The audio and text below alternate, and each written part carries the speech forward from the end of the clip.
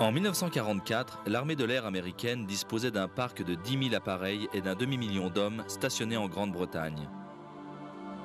C'était la plus grande force aérienne de combat de l'histoire. 50 000 d'entre eux périrent ou disparurent au combat, comme 70 000 hommes de la Royal Air Force. Ce film est dédié aux hommes et aux femmes de la 8e et 9e US Air Force et de la Royal Air Force qui trouvèrent la mort lors de la Seconde Guerre mondiale.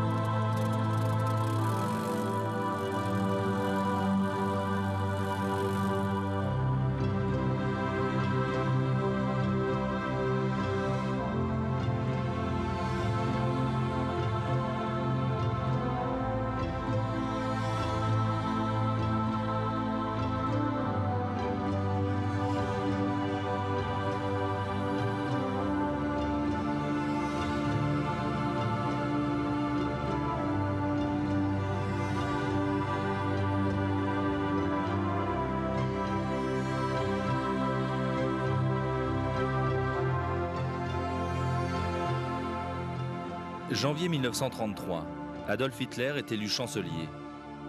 En quelques mois, il retire l'Allemagne de la Société des Nations et de la Conférence de désarmement. Pendant ce temps, en violation du traité de Versailles, il organise son réarmement. Il annonce bientôt la remise en service de la Luftwaffe et la création d'une armée de plus d'1 demi-million de soldats. Mais alors que les politiciens occidentaux tentent de prévenir les événements survenus 20 ans auparavant, la transformation de la Royal Air Force a déjà commencé. En 1931, l'Angleterre remporte la Coupe Schneider en établissant un nouveau record de vitesse à 547 km/h. Quelques jours plus tard, il montait à 650 km/h. L'époque des chasseurs biplans était révolue. Il fallait clairement un nouveau type d'appareil et également un nouveau type d'armement. Avec leur cadence de tir limitée, les mitrailleuses placées sur le nez de l'appareil et synchronisées avec l'hélice s'avéraient dépassées face à des avions volant à plus de 400 km/h. L'Angleterre effectue une percée en 1934. Sur la demande du ministère de l'Air et grâce au travail d'une poignée de passionnés, les premiers chasseurs équipés de mitrailleuses déportées apparaissent. Les Hawker Hurricane et le célèbre Supermarine Spitfire. Ces deux machines allaient devenir le fer de lance de la Royal Air Force. Hawker était le premier constructeur à effectuer les essais en vol dès le 6 novembre 1935 avec son Hurricane Mark I. 4 mois plus tard, le 5 mars 1936, le prototype du Spitfire quitte le sol pour la première fois. Ils avaient une foule de points communs. Les deux étaient propulsés par ce qui allait devenir la référence en matière de moteur, un Rolls-Royce Merlin. Et bien que leur fuselage était différent, ils étaient équipés des mêmes mitrailleuses, 8 Browning 303 montées dans les ailes.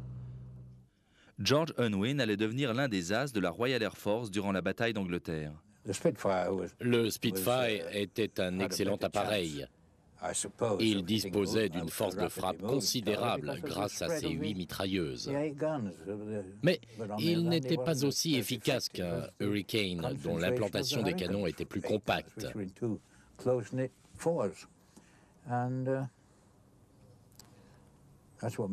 C'est grâce à cela que cet appareil était si performant face aux bombardiers ennemis. C'était sa grande spécialité, les bombardiers passaient un sale quart d'heure face à lui. C'était un appareil très robuste, mais aussi très lent. Lors de la bataille d'Angleterre, on pouvait compter près de 3 fois plus de Hurricanes que de Spitfire.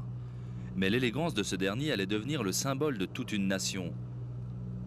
Il avait été conçu pour vaincre et ses performances dépassaient presque l'entendement.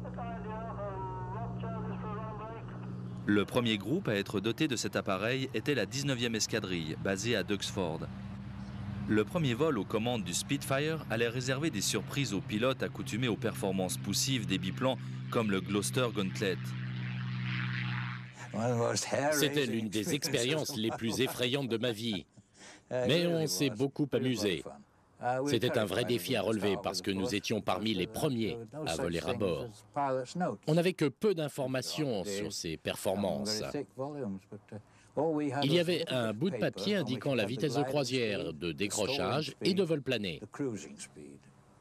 Et c'était tout. On avait également la vitesse maximum volet-sortie et la charge utile. Et il fallait faire avec. Johnny Johnson, le pilote le plus titré du Royaume-Uni et du Commonwealth durant toute la Seconde Guerre mondiale, avait été impressionné par le Spitfire. Il garde un souvenir impérissable de son premier vol à ses commandes. Il était très impressionnant, plus long et plus élancé que tous les appareils que j'avais vus jusqu'alors. Il ressemblait un peu à une voiture de course si on le comparait à une voiture familiale.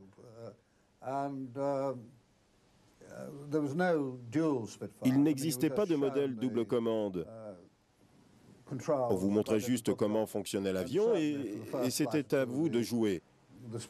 Les 2 ou 3 premières fois que j'ai volé à son bord, je n'avais qu'une seule idée en tête, le ramener entier. Mais petit à petit, les choses se sont améliorées. 6 semaines après le premier vol du Hurricane, ce qui allait devenir le plus redoutable chasseur allemand faisait ses essais en vol. Le Messerschmitt Bf-109. Il fut construit à plus de 3000 exemplaires, ce qui en avait fait le chasseur le plus produit de la Seconde Guerre mondiale. C'était également un adversaire de taille pour les Spitfire et les Hurricane. Avec son armement regroupant canons et mitrailleuses et son moteur à injection Daimler-Benz, cet appareil était un adversaire redoutable. Peu de temps après l'évacuation des troupes britanniques de Dunkerque, en prélude à l'invasion, la Luftwaffe lança une opération visant à détruire le commandement aérien de la Royal Air Force. C'était la fameuse bataille d'Angleterre. Des assauts incessants pendant 116 jours, durant lesquels 700 Spitfire et Hurricane avaient dû faire face à près de 4 fois plus de Bf-109. Chaque jour, dans le ciel du sud de l'Angleterre, les combats tournoyants faisaient rage dans la confusion la plus totale.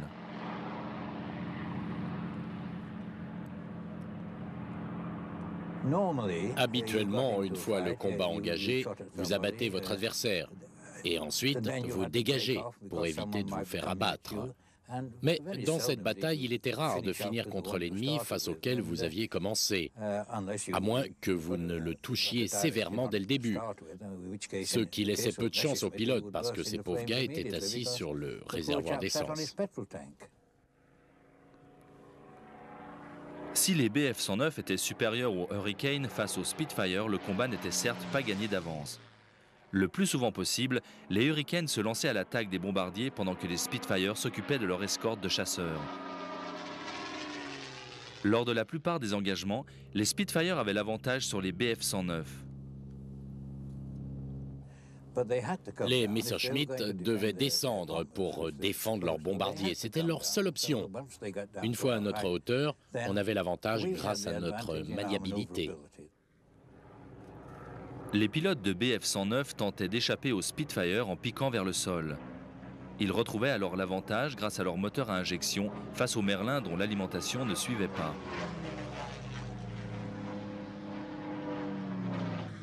Cet élément mis à part, les pilotes de Bf-109 ne faisaient pas le poids face aux Spitfire, quelle que soit la configuration du combat. Et ils en avaient conscience. Dès qu'ils avaient un Spitfire dans leurs 6 heures, ils piquaient et ils fichaient le camp. Mais ça n'a pas toujours été aussi simple. Aux commandes de son Spitfire immatriculé P9546, George Unwin est abattu par un bombardier allemand. J'ai toujours eu honte de cet épisode. J'allais attaquer un dornier isolé au-dessus de l'Essex. J'étais concentré sur ma cible. Et tout à coup, j'ai vu un trou dans ma verrière, un trou assez gros, au bord bien net. Et mon moteur a commencé à fumer. Je n'arrivais pas à me dire si j'étais mort ou blessé ou quoi que ce soit. Je voyais ce trou devant moi. Mais la balle avait été arrêtée par le verre par balle et avait fini tout simplement à mes pieds. Et oui, à mes pieds. George réussit à se poser dans un champ près de North Weald et se retrouve à nez avec les baïonnettes des soldats anglais. À une autre occasion, volant à 20 000 pieds, il aperçut une escadrille ennemie volant en contrebas.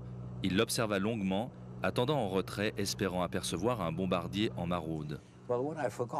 Ce que j'avais oublié, c'est que le bombardier que j'attendais avait une escorte devant laquelle je me suis retrouvé. Et en quelques minutes, je me suis vu entouré de Messerschmitt volant dans tous les sens. Je fis alors un virage rapide en espérant que tout aille bien. Et chaque fois que j'en croisais un, j'ouvrais le feu. J'en ai touché 2. J'ai plongé à la verticale pour m'échapper et je suis rentré au bercail. Et croyez-moi, j'étais soulagé d'y arriver. C'est de ma faute, je n'aurais jamais dû sortir comme ça. La bataille progresse en même temps que les polémiques qui l'ont entouré. Lorsque le commandement se voit divisé en 4 départements distincts, c'est sur le 11e groupe basé dans le sud que les attaques de la Luftwaffe porteront le plus. Se reposant sur le nouveau type de radar permettant d'anticiper l'arrivée et le brouillage d'escadrilles ennemies, le responsable du 11e groupe, le général Kate Park, préfère envoyer de petits nombres d'appareils en interception. En formation restreinte, ces appareils peuvent être en l'air très rapidement, mais sont également très vite dépassés en nombre par les escortes de bombardiers. Plus au nord, au sein du 12e groupe, Douglas Bader de l'escadrille 242 et le lieutenant-colonel Leigh Mallory préféraient des formations plus importantes. Avec 5 escadrilles, soit 60 appareils prenant l'air ensemble, sous l'appellation escadre d'Uxford, les risques étaient réduits. Le plus dommage dans toute cette histoire, c'est que Leigh Mallory du 12e groupe et Park du 11e ne s'entendaient pas du tout. C'est le moins que l'on puisse dire. Il semblait que Park était toujours réticent à recourir aux grandes formations, au départ de Duxford ou de Reitering, ou encore du 10e groupe. Il disait toujours qu'il n'avait pas le temps de constituer de grandes escadres à cause de la portée des radars et de la distance à franchir par-dessus la Manche pour atteindre le Pas-de-Calais. Mais il avait tout le temps qu'il aurait fallu.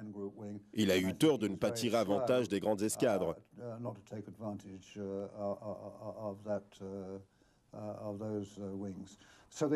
Au résultat, l'expérience a prouvé qu'il y avait fort à faire pour les 2 types d'escadres, les massives comme les plus flexibles, mais Park ne tirait pas les bénéfices des plus grandes.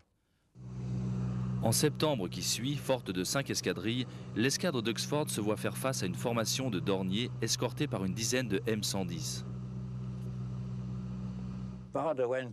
Bader est parti avec ses 3 escadrilles de Hurricane.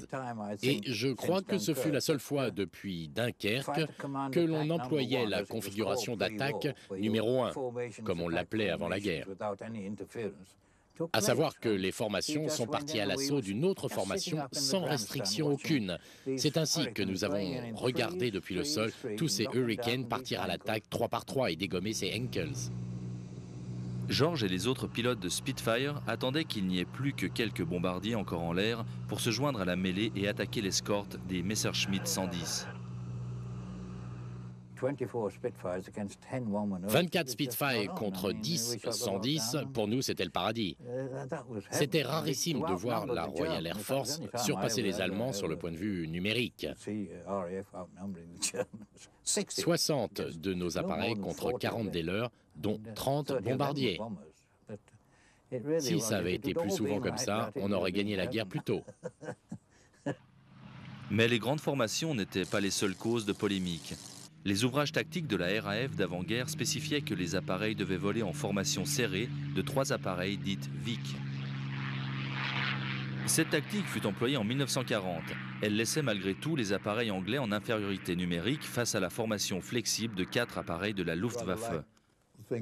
Ils volaient disposés en éventail, 2 par 2, à bonne distance, avec 2 appareils en couverture, des 2 autres qui volaient à 300 ou 400 mètres plus loin.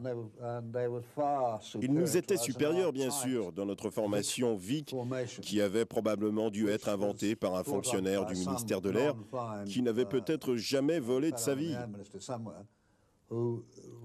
Il avait eu l'idée qu'en volant en formation serrée de 3 appareils, vous aviez alors 24 canons pointés systématiquement sur un bombardier ennemi.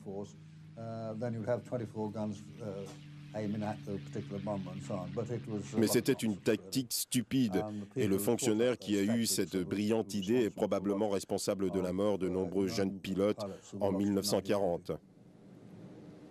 Au cours de la nuit du 24 août, des bombes allemandes tombent sur Londres pour la première fois depuis 1918. La nuit suivante, les bombardiers anglais effectuent un raid de représailles sur Berlin. Au résultat, le 7 septembre, la Luftwaffe attaque avec une vigueur accrue son seul et unique objectif, le cœur de Londres. Ce qui diminue la pression exercée sur les bases aériennes et donne à l'état-major suffisamment de répit pour préparer davantage d'opérations sur l'Allemagne. En quelques semaines, la RAF réussit à porter un tel coup aux ressources et au moral allemand qu'entre le 15 et le 17 septembre, Hitler renonce indéfiniment à envahir l'Angleterre.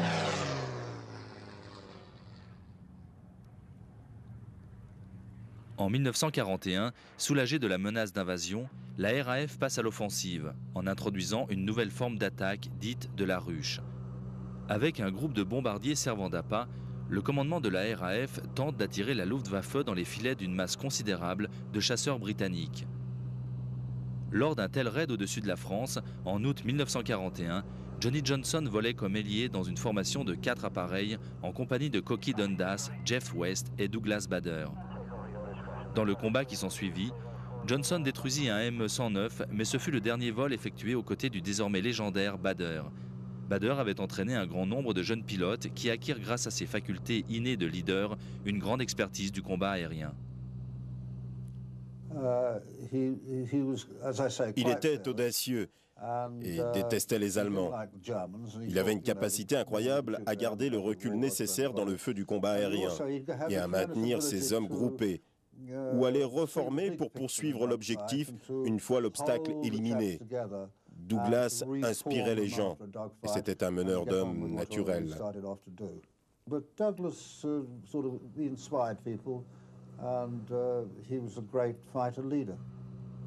Douglas Bader avait dû s'éjecter de son Spitfire au-dessus de Saint-Omer.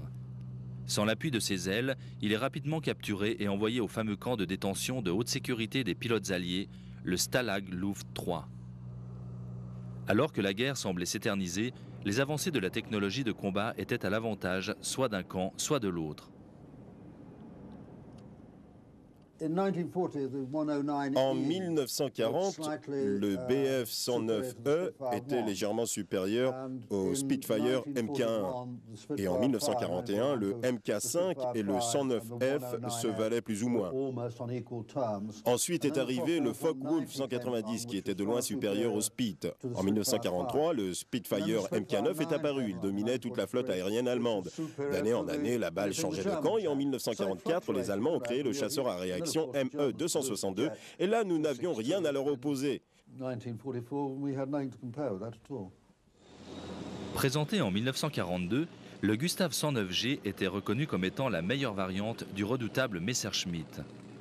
Avec un moteur Daimler-Benz 605 amélioré, il était devenu l'appareil le plus fabriqué de tous. Mais l'étonnant développement du Spitfire lui a valu d'avoir été produit tout au long de la Deuxième Guerre mondiale.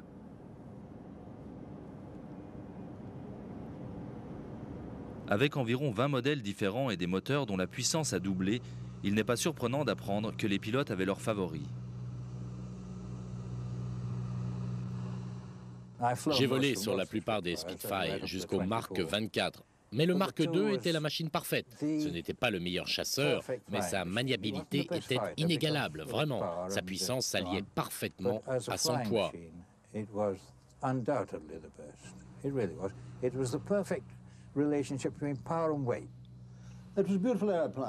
C'était un très bel avion. j'ai eu l'occasion de le piloter sous presque toutes ses versions. Dès le Mark I, nous avions fini la guerre avec un Mark XIV équipé du moteur Griffin. Mais le MK9 était le meilleur. Entre lui et moi, ça relevait presque de l'histoire d'amour. Bien manié, c'était un très bel avion. Il surpassait n'importe quel appareil allemand.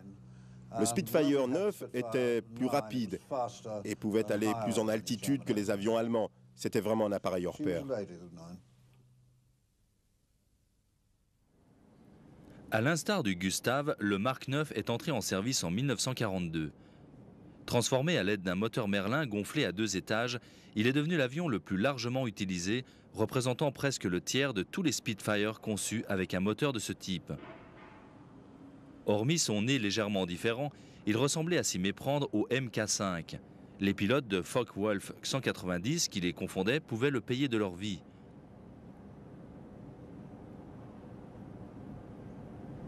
Le MH434 est un authentique Mk4. Il représente le seul Spitfire existant qui n'a jamais été reconstruit. Véritable vétéran de la guerre, il a abattu 5 avions, dont 3 Focke-Wulf 190. Environ 50 ans après qu'il ait quitté l'usine de Castle Bromwich, Mark Hanna se souvient de son premier vol à bord du MH434. Une fois que je me suis habitué à l'appareil, j'ai vraiment ressenti que c'était un avion fantastique. De plus, la légende qui entoure les Spitfire est tout à fait vraie. C'est un avion sensationnel, d'une maniabilité très efficace. En 1942, la Grande-Bretagne n'était plus seule dans le conflit et lors du débarquement allié en mai, les Américains sont arrivés en force. En l'espace d'1 an, on comptait environ 100 000 pilotes américains en Grande-Bretagne. Le jour du débarquement, il a été multiplié par 5. 2 unités aériennes américaines étaient impliquées, la 8e et la 9e. En 1945, ils occupaient 180 terrains d'aviation dans le Royaume-Uni, la plupart d'entre eux situés dans la partie est de l'Angleterre. Leur nombre augmenta régulièrement. La 8e unité était à elle seule capable de déployer 3000 appareils lors d'opérations d'une seule journée. Elle est devenue connue sous le nom de Mighty Eighth. La 9e Air Force étant en charge du soutien des troupes au sol. Le rôle principal de la 8e Air Force était le bombardement stratégique de jour sur l'Europe occupée, en parallèle des opérations de nuit menées par les bombardiers de la Royal Air Force. La Mighty Eight était composée de 3 compagnies totalement autonomes. À leur apogée, elle se divisait en 15 groupes capables de fournir 41 escadrilles d'escorte aux bombardiers lourds américains. Les B-24 Liberator et les B-17 Flying Fortress. Bien que le récent B-24 avait un rayon d'action plus important et un armement en bombes à cru, c'est le plus ancien B-17 qui constituait la force majeure du contingent de bombardiers. La masse importante de la forteresse volante inspirait confiance à son équipage composé d'une dizaine d'hommes. C'était comme dans un rêve. Il était stable, il se comportait à merveille en vol. Comme en situation de combat, il pouvait accuser de terribles coups, et pourtant vous aviez la certitude qu'il vous ramènerait à bon port. Le B-17 était un superbe appareil. Il pouvait encaisser presque sans limite. Le jour où nous avons été abattus, touchés en plein par 3 projectiles de 105 mm, le moteur intérieur droit a complètement été pulvérisé et l'intérieur gauche ne tournait qu'à la moitié de sa puissance. Alors que nous étions touchés au flanc et à la queue, nous avons quand même réussi à franchir plus de 700 km.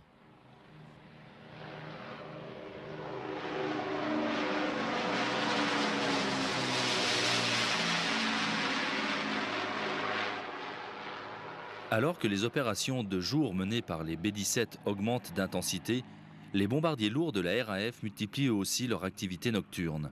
Le plus populaire et efficace de ces bombardiers anglais était le Avro Lancaster. Dérivé du bombardier Manchester bimoteur, sa conception relève en quelque sorte du hasard. En apprenant qu'un stock important de moteurs Merlin était disponible, le chef ingénieur de Avro rallongea les ailes de ses appareils et en fit des quadrimoteurs. Le premier Lancaster fit son vol d'essai le 31 octobre 1941.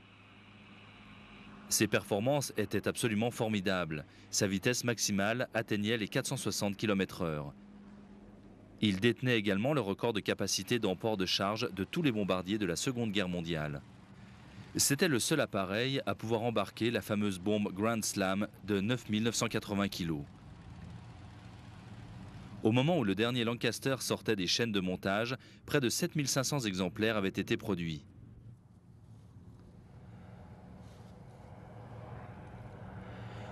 Durant les premiers jours de la campagne de bombardement américain, on pensait que la combinaison de la puissance de feu d'une formation de B-17 suffirait à parer les attaques de la Luftwaffe. Mais jour après jour, le renforcement des positions allemandes causait de lourdes pertes. Si on retrouvait souvent des Spitfire en escorte des forteresses volantes, les avions les plus souvent utilisés restaient les P-47 Thunderbolt et les P-38 Lightning du 8e Air Force. Duxford, l'ancienne base ayant accueilli les Thunderbolt de la 78e compagnie du 8e Air Force, est maintenant devenue un musée. Stephen Gray nous parle des qualités de cet appareil. C'était un avion formidable. Il était très agile dans tous les axes, très maniable en général.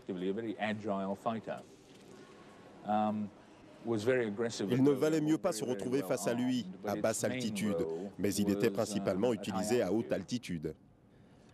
Avec son Pratt & Whitney en étoile, le Thunderbolt était le premier chasseur américain de plus de 2000 chevaux et s'avérait particulièrement fiable.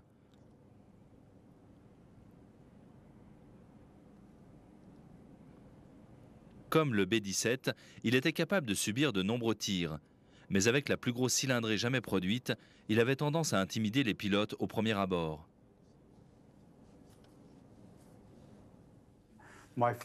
La première fois que j'ai vu un P-47, j'étais encore cadet, en phase finale de formation.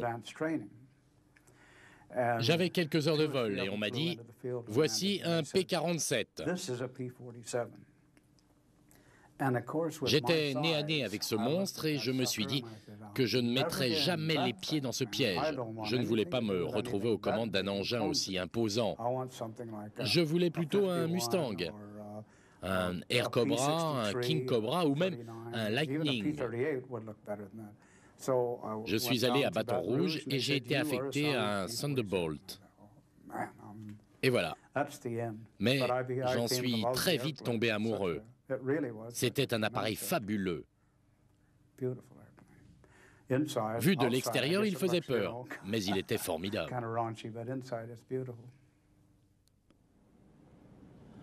Aux côtés des P-47 du Mighty 8, on trouvait les fabuleux Lightning.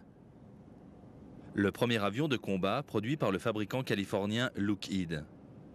Le P-38 présentait un bon nombre d'innovations. Dans son cahier des charges, l'US Army demandait un appareil capable d'atteindre 670 km/h. C'était le premier monoplace bimoteur. Le premier à être construit entièrement en métal est le premier avion à double queue en configuration tricycle. En janvier 1939, le prototype écrasait le record de traversée des États-Unis, mettant un terme aux critiques qui le jugeaient trop fragile pour un avion de chasse.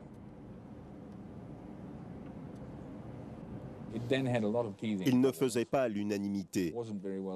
La Royal Air Force ne l'aimait pas beaucoup et ne l'a jamais mis en service pour des raisons assez obscures d'ailleurs.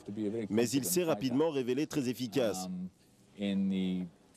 aussi bien sur le théâtre européen, méditerranéen et pacifique. Je n'ai pas énormément volé à son bord, mais je crois pouvoir vous certifier que c'est un excellent appareil. Il a un avantage unique, c'est que même avec un moteur en moins, il peut vous ramener à la base. Équipé d'un canon de 20 mm et de 4 mitrailleuses Browning montées dans le nez, les premiers exploits du P-38 ne se firent pas attendre. Les Allemands l'appelaient « le diable à queue fourchue ». Doté d'un seul canon hispano et de 4 mitrailleuses Browning disposées dans le nez de l'appareil, un P-38 Lightning abattit un Focke-Wulf 200 quelques minutes seulement après l'entrée en guerre des États-Unis. Les Allemands allaient le baptiser le démon à queue fourchue. Le premier as du P-38 Lightning fut l'intrépide Jack Ilfrey, surnommé Happy Jack.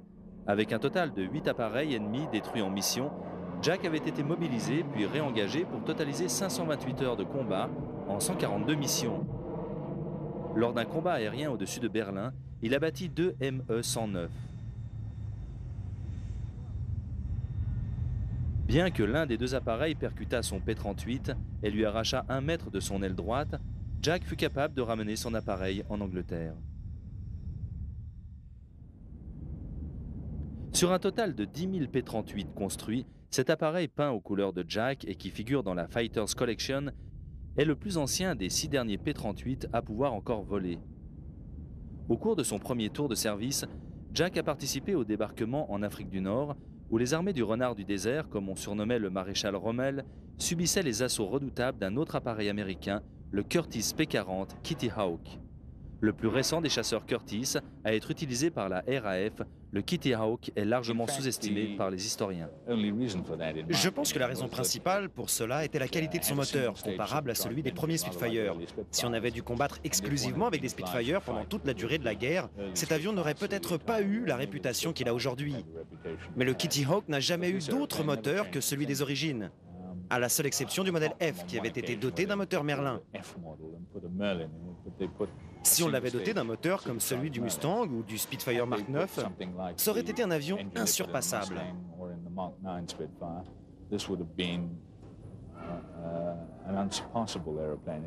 Il a de superbes ailerons et il est extraordinaire en situation de combat. Il était armé de façon efficace et jouissait d'une conception avancée et d'une construction robuste. Très efficace, il était très populaire auprès des combattants en Afrique du Nord et cet appareil supportait des conditions très rigoureuses.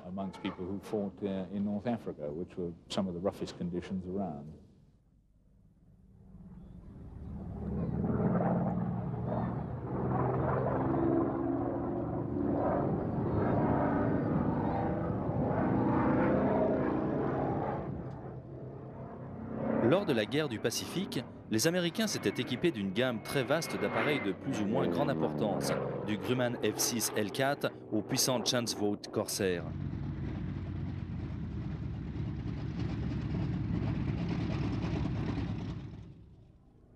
Sa taille et sa puissance ont fait du F-6F un excellent appareil offensif et son blindage lui permettait de supporter les coups qu'on lui portait et ce mieux que ne pouvaient le faire ses assaillants japonais.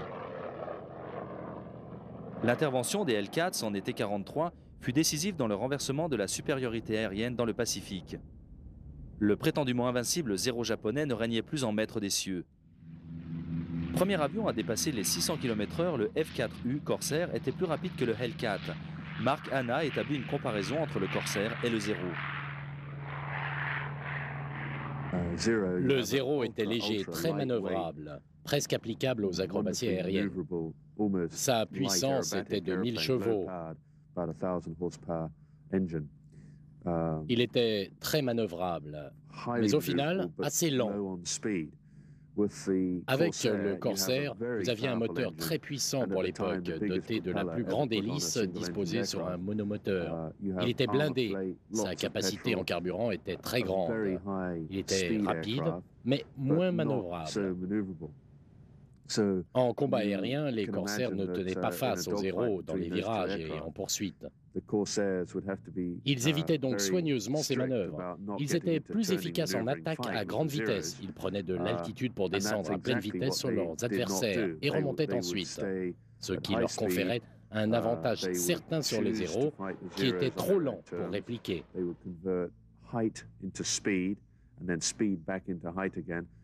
Tout ce qu'ils pouvaient faire, c'était de virer pour affronter les Corsaires face à face en les voyant arriver.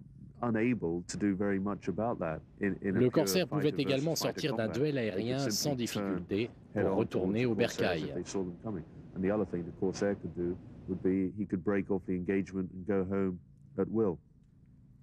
Et je dois dire que lorsque vous vous trouvez aux commandes d'un Corsair, vous vous sentez maître d'un appareil très puissant.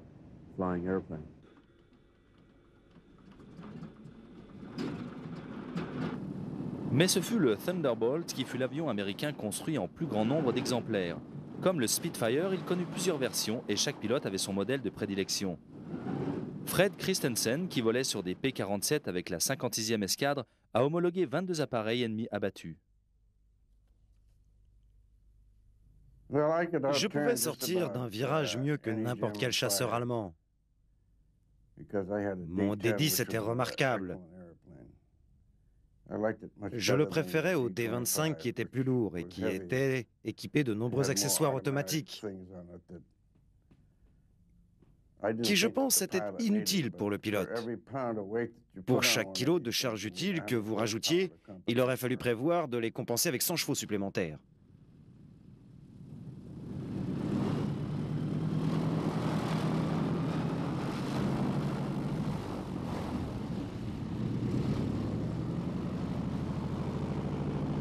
La force brute du Thunderbolt rend l'appareil idéal pour les missions d'attaque au sol. C'était quelque chose. J'étais ailier lors d'une mission au-dessus de la petite base de Gelsenhausen. On a vraiment mis le paquet sur cette base, on l'a complètement détruite. Je pense que j'ai démoli 4 appareils et sérieusement endommagé plusieurs autres. Quand on a fini, les autres sont arrivés pour la relève. Nous avons grimpé en altitude pour laisser le tir clair. Il ne restait plus grand-chose debout. On pouvait voir s'élever un nuage noir. On avait mis l'endroit en pièces. C'était une journée vraiment bien remplie. La plupart des bases aériennes allemandes étant défendues par des batteries de canons anti-aériens, la règle d'or pour les pilotes était de ne surtout pas revenir faire un passage. Lors d'une attaque sur un terrain de décollage à l'est de Bruxelles, Charles volait aux côtés de son chef d'escadrille, Bob Campbell. Nous avons effectué un passage au-dessus de cet aérodrome le long de la piste, à tirer sur tout ce que l'on pouvait atteindre. Après ce passage, il a voulu revenir, ce qui était formellement exclu. Je ne sais pas pourquoi il a voulu faire ça, mais c'est ce qu'il a fait, il est repassé. Et moi, j'ai été contraint à le suivre.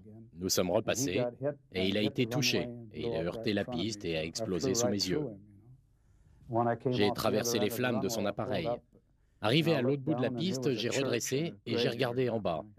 Il y avait une église et un cimetière. Je me souviens de l'ironie terrible de ce que j'ai vu en bas. Une bien funeste journée.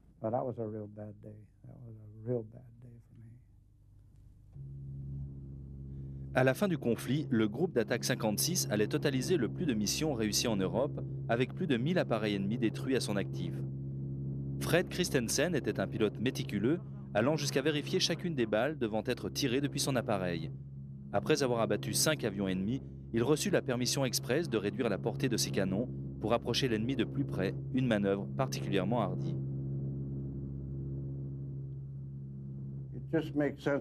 C'est évident que si vous vous approchez de trop près, des débris de l'autre appareil peuvent venir percuter votre hélice, vous déséquilibrer et vous descendre.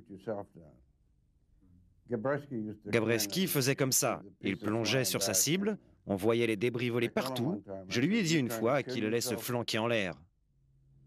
Mais Fred lui-même est titulaire d'un record au sein de la 8e Air Force.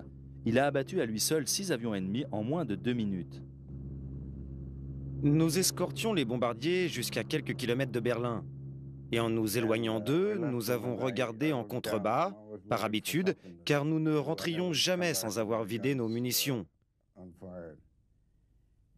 Et juste en dessous de nous, volaient des Junkers GU-52 rentrant vers un terrain à 80 km de Berlin. J'ai gardé la moitié de mes hommes avec moi en couverture et on a descendu 4 appareils. Sur 12 avions, on en a abattu 10. Lors d'une autre mission, Fred décida de s'en prendre à 48 Focke-Wulf avec seulement 4 Thunderbolt. À l'âge que j'ai atteint aujourd'hui, je repense à quel point j'étais idiot d'entreprendre pareille folie. Mais quand j'ai réussi à battre ma cible, et je suis certain que vous avez dû en voir les images dans des documentaires, Focke-Wulf qui se désintègre complètement. Je suis passé à travers toute cette ferraille, et on ne voyait plus mes cocardes tellement il m'avait aspergé d'huile et de suie.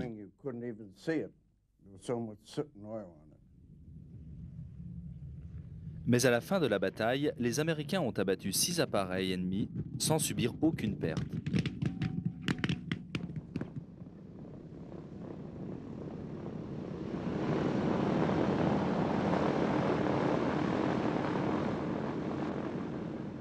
À mesure de la progression de la campagne de raid de jour, les bombardiers de la 8e étaient envoyés pour frapper à chaque fois plus loin au cœur du territoire allemand. On envoyait ordinairement les nouveaux équipages se faire les dents, pour ainsi dire, sur des objectifs de logistique ennemie. Et ma première mission dans ce sens fut d'aller détruire une raffinerie à Durban, environ à 90 km au sud-ouest de Berlin. 9 des 36 forteresses du groupe allaient être abattues, pendant que le B-17 de Rey était attaqué par un 109 acharné qui détruit le compartiment radio. Lors de sa première et dernière mission, le canonnier de flanc droit perdit son bras et 2 autres membres d'équipage furent sévèrement touchés. Malgré tout, le B-17 rentrera à sa base.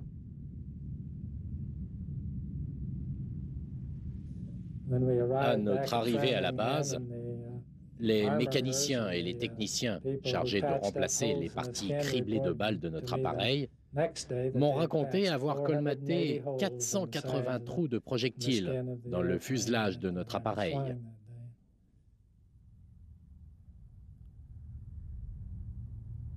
En automne 1943, surviennent les raids de Regensburg et Schweinfurt qui sont demeurés de sinistre mémoire. Arrivés bien au-delà du rayon d'action des chasseurs les accompagnant d'ordinaire, les bombardiers sans escorte rencontrent le feu de la Luftwaffe à l'aller comme au retour. 60 B-17 sont perdus à cette terrible occasion le 17 août. Près d'un mois plus tard, 60 autres appareils ne rentrent pas à la base au terme d'un second raid aux résultats néfastes pour les Allemands. Les noms de Regensburg et Schweinfurt resteront gravés dans les mémoires en lettres noires. Je me souviens les avoir rencontrés à la suite du raid sur Schweinfurt. Une formation majestueuse en lambeaux qui se battait pour rester en l'air et surtout en vie jusqu'à sa base, parmi les forteresses écrasées au sol, les membres d'équipage quittant leurs appareils en flammes. Je crois me rappeler qu'ils ont perdu 20% de leurs appareils à la suite de cette mission-là. Toujours sans escorte, les bombardiers américains étaient à la complète merci des essaims de Focke-Wulf et de Messerschmitt. Les pertes en hommes et en matériel étaient considérables. Mais à la fin de l'année 1943, on introduisit l'avion qui allait renverser radicalement le cours des choses, le nord-américain P-51B Mustang.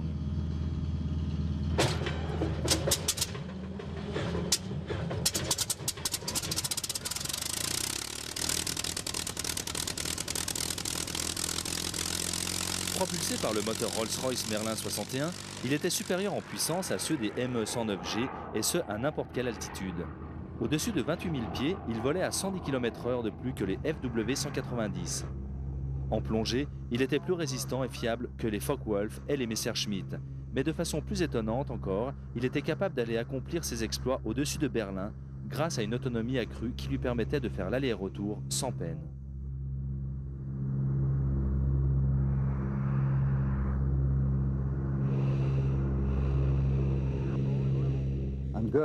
Lorsque Göring aperçut le Mustang au-dessus de Berlin, il aurait dit « La guerre est perdue pour nous » et ce fut prouvé par la suite. C'est un soulagement intense qui accueille l'arrivée du P-51 Mustang. À mesure que de nouveaux Mustangs arrivent par centaines des chaînes d'assemblage, c'est l'avion ennemi qui semble se flétrir, les bombardiers ne survivant pas aux assauts de l'appareil américain. Avec sa vitesse de pointe de 711 km/h, le Mustang permet à ses pilotes d'élaborer des stratégies efficaces contre des chasseurs allemands plus lourds. En combat, les Messerschmitt et les Focke-Wulf ne parvenaient pas à faire des virages très serrés. Et lorsqu'ils se lançaient contre un bombardier, ils avaient aussitôt du mal à semer les Mustangs qui leur tombaient dessus. Ça rappelait les corsaires et comment ils fondaient sur la cible avec leurs attaques fulgurantes avant de prendre de l'altitude et d'attendre la frappe suivante.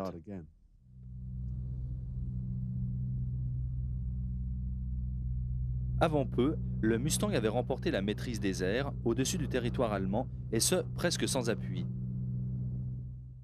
Avec une opposition en baisse de la part des chasseurs ennemis, les bombardements au-dessus de l'Allemagne prennent un tour colossal. Parfois, c'est la 8e Air Force tout entière qui se voyait mobilisée pour une sortie. Il y eut en effet de nombreuses occasions de voir la 8e au grand complet pour une même mission. Et je crois ne pas me tromper en affirmant qu'avec les appareils des 3 divisions, on aurait pu aligner les bombardiers les uns derrière les autres sur une distance de 80 km. Je parle de l'addition de la longueur totale, du nez à la queue des appareils.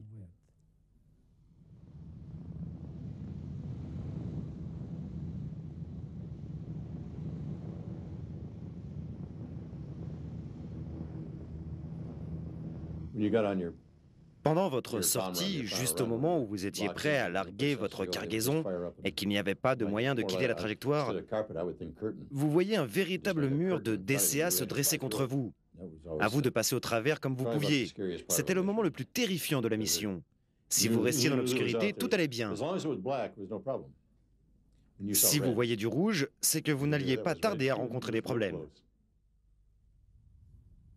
Jim Cole était canonnier dans la tourelle sous la queue du B-17 surnommé l'œuf pourri au sein de la 390e escadrille qui perdit 8 appareils au-dessus de Düsseldorf. On regardait au dehors, là où 4 ou 5 escadrilles sont passées, peut-être à des altitudes différentes. Et les Allemands avaient développé un système de calcul du point de largage. Même s'il s'agissait de 2 escadrilles différentes, ils établissaient une visée. Et si vous étiez coincé dans le secteur, il fallait juste espérer ne plus se trouver dans la fenêtre de tir quand ils étaient prêts à faire feu.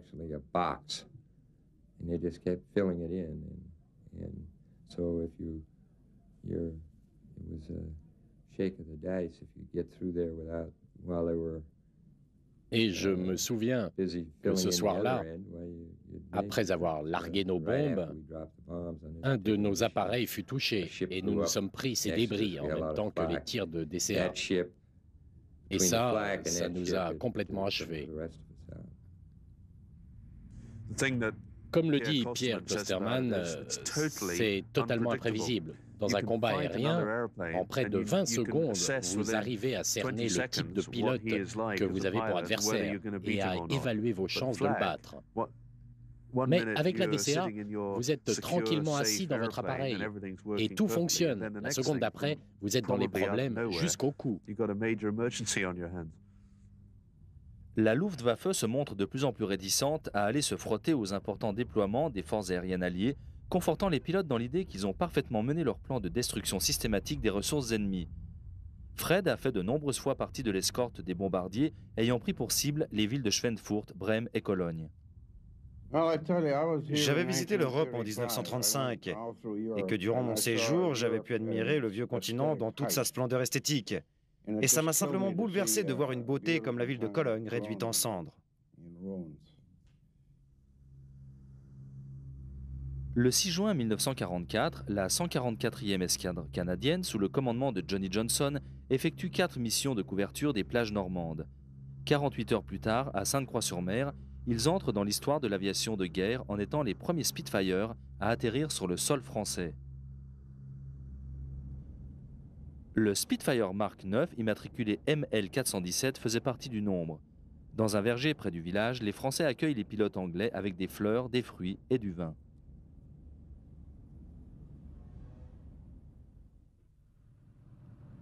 En quelques semaines, la 7e armée allemande est entraînée dans un piège meurtrier qu'aucun des témoins ne pourra oublier.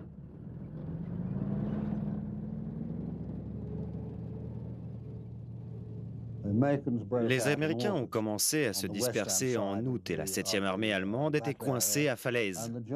La puissance tactique alliée est intervenue et les Spitfire et les Typhoon ont décimé toute une armée.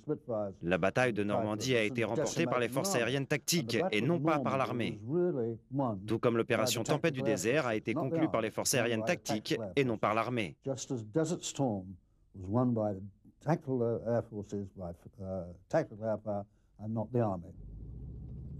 Pour les Allemands, les circonstances de Falaise étaient tragiques. 60 000 soldats furent capturés ou tués.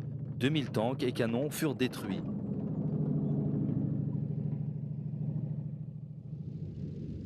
Depuis le débarquement, les pertes allemandes ont atteint des proportions astronomiques, avec plus de 600 000 victimes.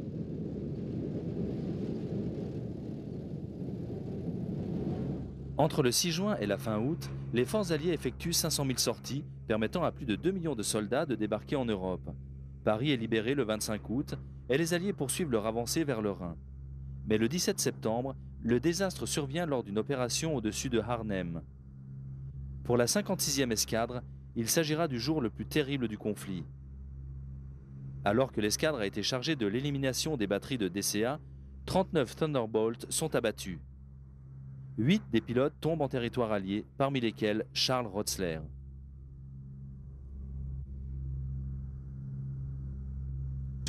Mes ailes étaient criblées de trous, mes volets aussi, ainsi que le fuselage. Et je m'en suis tiré jusqu'au moment où le cylindre situé sous l'appareil a pris une volée, ce qui a immédiatement neutralisé mon moteur. Ce jour-là, notre escadrille a perdu 16 appareils. Et je pense que parmi eux, on n'en a jamais revu 5 ou 6. Nous avions été très durement touchés. C'était une période très difficile.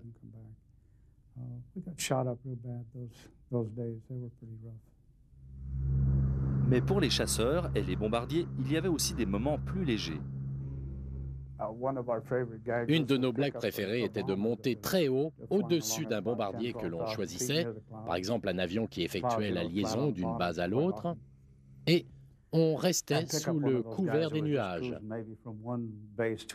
avant de piquer derrière eux et de redresser subitement devant eux.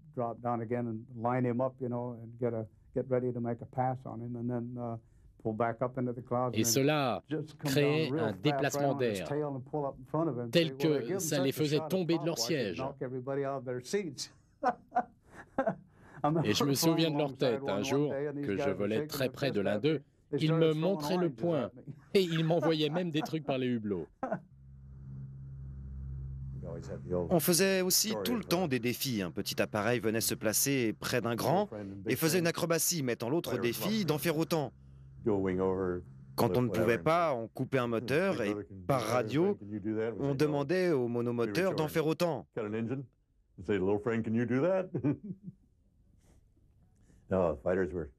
On s'amusait pas mal avec les chasseurs. Rapidement, les Alliés gagnent le contrôle des cieux de l'Europe occupée. La défaite des nazis est inexorable. L'avancée de 8 mois des Alliés lancée vers Berlin est malheureusement ponctuée de la mort de nombreux pilotes. But it was a great experience, trekking through Europe, buccaneering, nomadic sort of life in your tents, marvelous chaps with you, all your own ground crew, all together, one big team, and finishing the job off. Marvelous experience. Most marvelous experience I've ever had. La Seconde Guerre mondiale demeure toujours un souvenir vivace pour ceux qui l'ont vécu. Mais l'ère des chasseurs à hélice est désormais révolue. Quelles sont alors les raisons qui poussent des passionnés à conserver aux dernières machines existant encore leur splendeur de jadis? Ce qui me motive, c'est le désir de posséder un tel appareil pour voler à son bord et me trouver au contact tangible d'un tel appareil. C'est très simple et c'est presque obsessionnel, une passion que je partage avec mon père. Et la seule façon pour nous d'augmenter notre collection est de voler autant que nous voulons, en tout cas 50 heures de vol par appareil que nous possédons, et tout simplement d'en faire notre travail, en volant en exhibition, pour des films et tout autre événement auquel nous avons l'occasion de participer. Certains estiment que le fait de collectionner des appareils de la Seconde Guerre mondiale contribue à faire l'apologie de la guerre en général. En fait, ces avions sont le symbole des derniers sursauts des combats d'homme à homme, par contraste avec les conflits d'aujourd'hui où on se contente d'appuyer sur un bouton pour faire partir un missile. C'était l'une de leurs caractéristiques. Mais pour moi, l'attrait de ces appareils réside dans le fait que c'étaient là les derniers spécimens d'une technologie très élaborée à l'époque et aujourd'hui totalement disparue. Je tiens toujours à souligner que les hommes qui pilotaient ces appareils sont de véritables héros, dont on ne chante plus les louanges aujourd'hui, mais sans lesquels nous ne serions pas là. C'est la moindre des choses que de leur adresser un remerciement et de les faire sortir de l'ombre, ne serait-ce qu'un instant.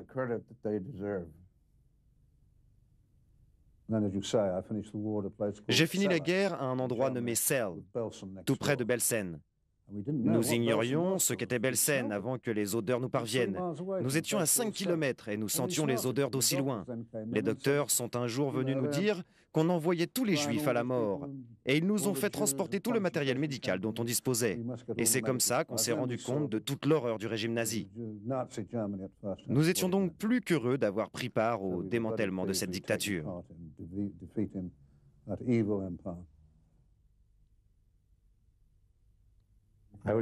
J'avais 19 ans.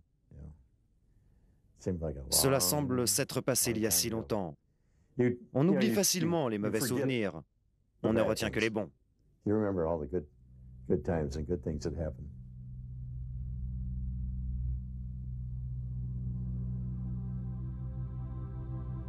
Les escadrilles s'envolaient dans un bruit de tonnerre, emportant leurs pilotes et leurs charges mortelles vers des faits d'armes qui résonnent encore dans leur mémoire.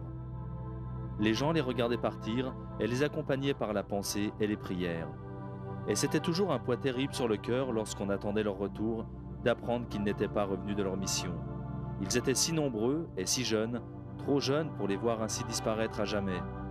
Mais ils vivent encore dans les cœurs de certains d'entre nous, pour toujours.